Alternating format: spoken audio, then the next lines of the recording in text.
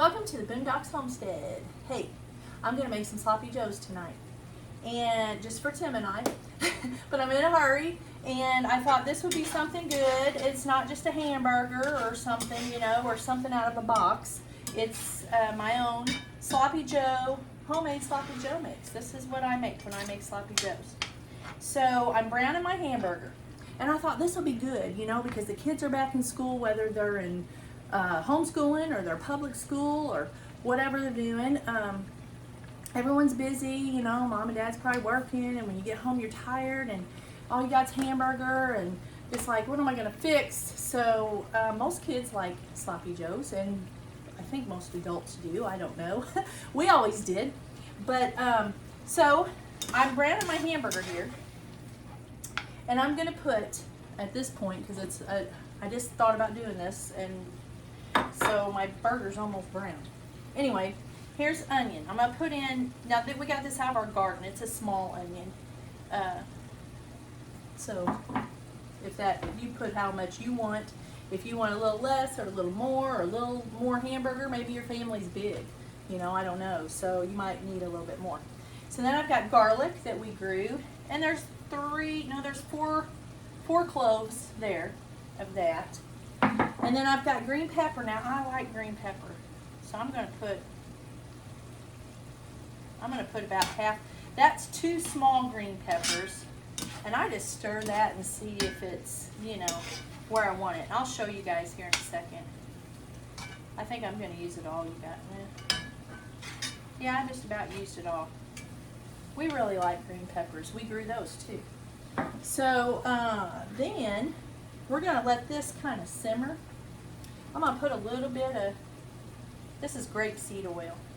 I just put a little bit of that in there. There's grease in there, but I just like the way that tastes in there. So I'm going to let this cook down a little bit and let it get a little more browner, and let those vegetables cook a little bit, and I'll be right back with you. Also, I know my counter is really busy over here. I say that all the time, I feel like, when I'm on here. But I cook bread every day. Literally, I cook bread every day. So today was English muffin day. So I have English muffins like laid out everywhere.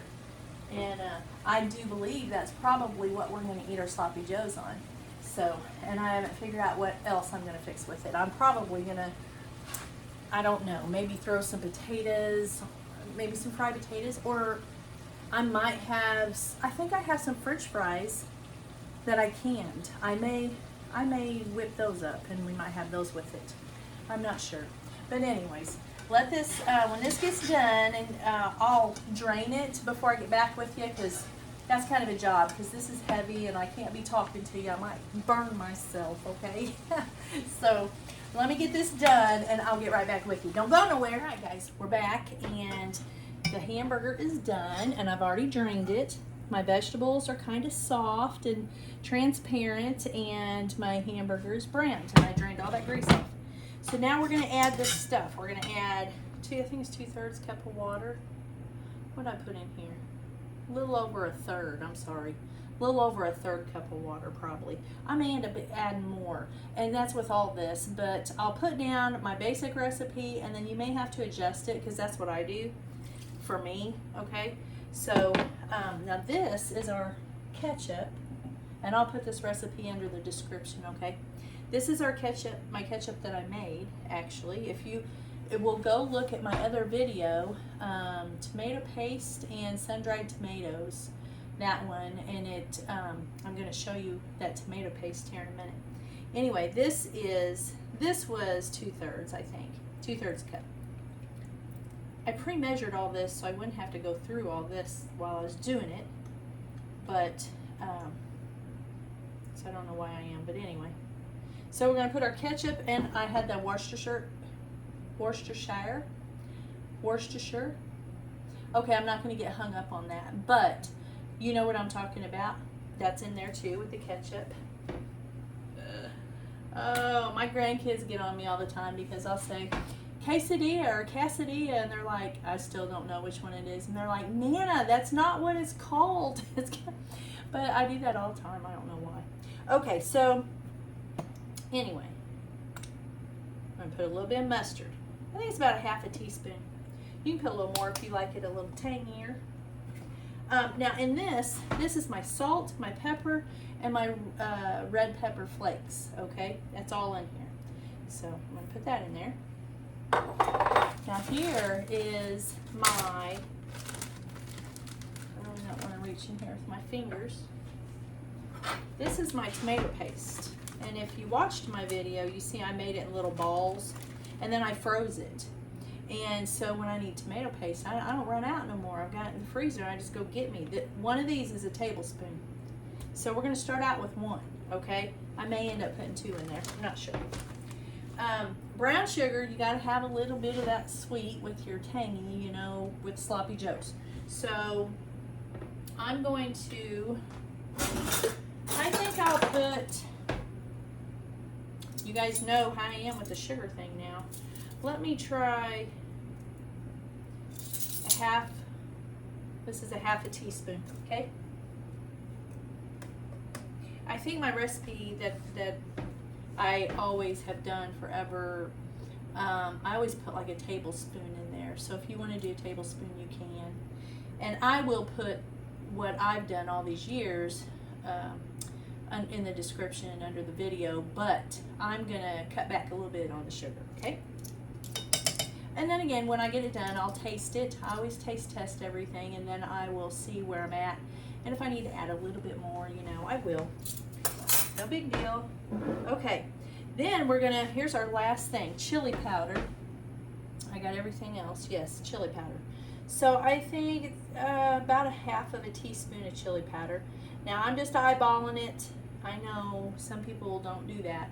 I have always did that, and maybe it's not good, I don't know, but I've always done that. I am bad at measure. When I worked in the kitchen, when I went to work for the school district in the kitchen, I had the hardest time because, you know, everything had to be measured out and everything. I don't think old school kitchen workers had to, but nowadays you have to. So everything goes by recipe, you know, so I had a hard time with that, but oh well. Anyway, kids, anyway, here I am on that kid thing. Look, I say kids all day long, all day long. I drive a school bus in the morning and the evening, and I just love it, you guys. I just love my kids. I just love my kids. And I really like that. I really like doing that.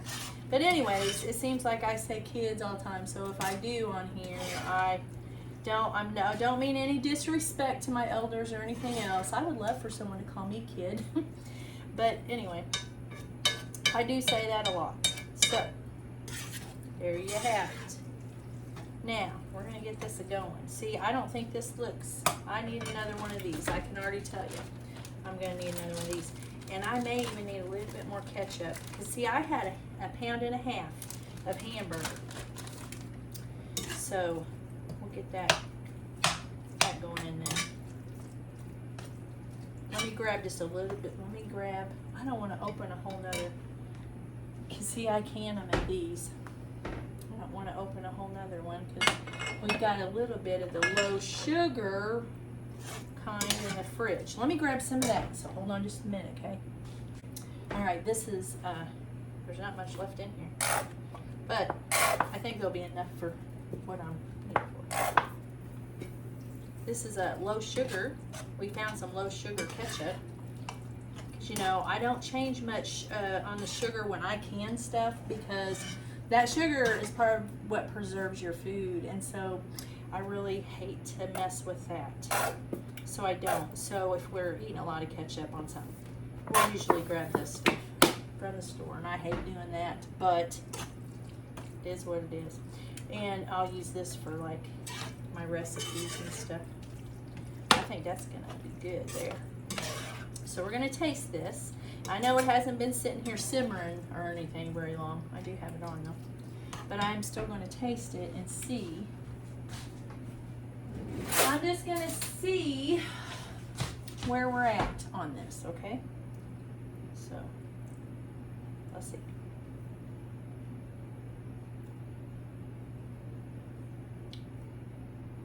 It needs nothing. It absolutely needs nothing. Okay. That is so good. So, what I'm going to do is, I'm going to let this sit here and simmer just a little bit, and I still got some of my tomato stuff. So, it's kind of, it wasn't all the way stirred through because it's still melting. See, I froze these. I think I just told you that already, but I froze these, and so I just grab them when I want them. I don't have to open a can. They're my tomatoes. This is not my tomatoes, but occasionally we do use that. That's what I say. Don't get hung up on all this, you know, oh, I can't homestead if I'm, you know, buying from the store or anything. That is not true. You still have got to buy certain things from the store, okay? Even if you're homesteading, even if the grid goes down and everything, the store's closed and there's no food and you have to live off the land or whatever, there's still going to be things that you're not going to be able to grow or produce or provide, or there's going to be things, okay? So while the stores are open, okay, we're just going to buy from the store. We're not going to worry about it and get hung up on that. Too many people get hung up on that, and it's like, let's not do that. Okay, so now I'm going to give it one more quick taste. Not with that spoon, because I ate off that one. Hold on a minute. And just grab me another one. Let's try it again. Perfect. So, that's it. Now, hold on just a minute.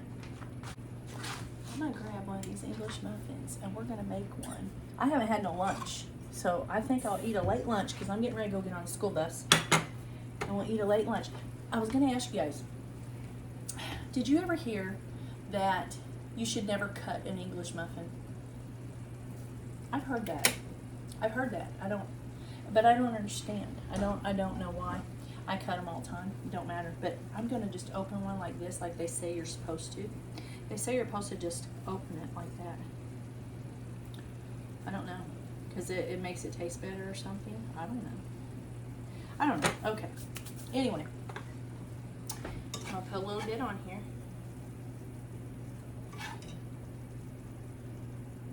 You know that pound and a half of hamburger that I had?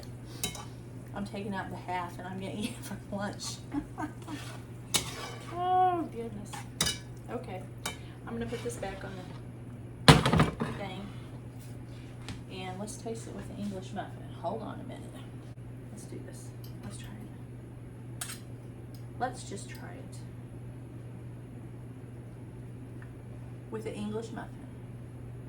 We already know that the meat tastes amazing.